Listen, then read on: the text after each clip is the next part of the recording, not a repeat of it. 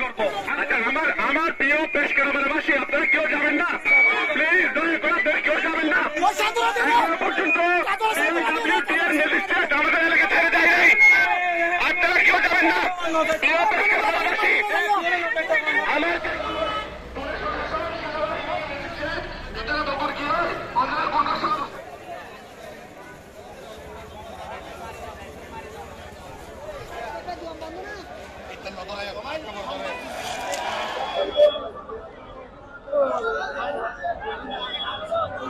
রূপ বন্ধ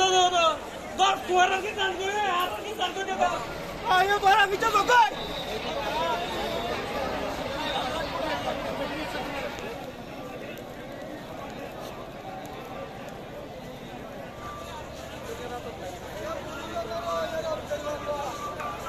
এখানে সড়ক অবরোধ হচ্ছে। আমাদের বাপদাদার জমি হচ্ছে, এটা পূর্ব 300 বছরের আগের বাপদাদার বিটা। আমরা তো আর বিআরডব্লিউ বলতেছে আমরা খাল ভরাট করে নাকি জায়গা দখল করছি, কিন্তু আমরা তো খালের জায়গা দখল করে নাই, বুঝছেন? আমরা তো খালের জায়গা দখল করে নাই, খাল হচ্ছে আমাদের জায়গা দখল করছে। এখন বর্তমানে যে অবস্থায় খালের পানি আছে, ওখান থেকে আপনার পূর্ব দিকে 200 ফুট, আগে 200 ফুটের পূর্ব দিকে খাল অবস্থান ছিল।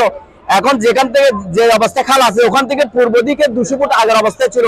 কারণ এগুলো হচ্ছে আমাদের বাপদাদার 300 বছরের আগের পূর্ব পিঠা। এগুলো আমরা ছাড়বো না, জীবন যদি চলে যায় তারপর আমরা ছাড়বো না। দেখাতে হবে হাইকোর্টে কি রায় দেওয়া হয়েছে। সংগ্রামী বন্ধুগণ, আমি কথা বলেছি ইতিমধ্যেই, সবার উপরেও কথা বলেছি। আজকে বিকালে জেলা প্রশাসকের সাথে আপনাদের প্রতিনিধি গিয়ে বসবে, জেলা প্রশাসকের সাথে। জেলা প্রশাসক ঠিক করবে, ডিমার্কেশন করে দেবে কোথায় নদী গেছে পুরানো আরএস খতিয়ান মধ্যে, ওই অনুযায়ী তারা ব্যবস্থা নেবে।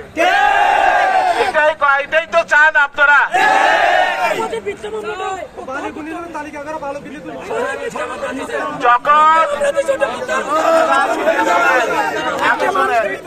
যখন আমরা আমার কথা শেষ করতে দাও, যখন জেলা প্রশাসকের সাথে আমি তো আপনাদের সাথে আছি, আপনারা আমারে বিশ্বাস করবেন, অনেক জায়গায় আমি চেষ্টা করেছি যাতে উচ্ছেদ না হয় এবং ক্ষতিপূরণ পাই। সরকার শুনতে বাধ্য হয়েছে, কারণ আপনারা আমাদের সাথে আছেন বলেই সরকার বাধ্য হয়েছে। তো এইবার আপনারা উত্তেজনা করবেন না, টায়ার চালাবেন না। কথা যখন প্রশাসনের সাথে কথা চলতেছে, যদি তারা আমাদের কথা না শুনে, আজকে বিকালের মধ্যে আমরা আবার রাস্তায় নেমে আসবো, ঠিক তো? তো আপনারা এই যে আজকে শুক্রবার সেনাবাহিনীও আসছে এখানে, আমি সেনাবাহিনীকে অনুরোধ করবো আপনারাও চলে যান, আমাদের লোকজনও চলে যাবে, সবাই পাশাপাশি আমরা যুক্তি তর্কের মধ্য দিয়ে আমরা জেলা প্রশাসনের সাথে বসে যুক্তি তর্কের মধ্য দিয়ে যা করা দরকার আমরা একসাথে করবো ইনশাআল্লাহ।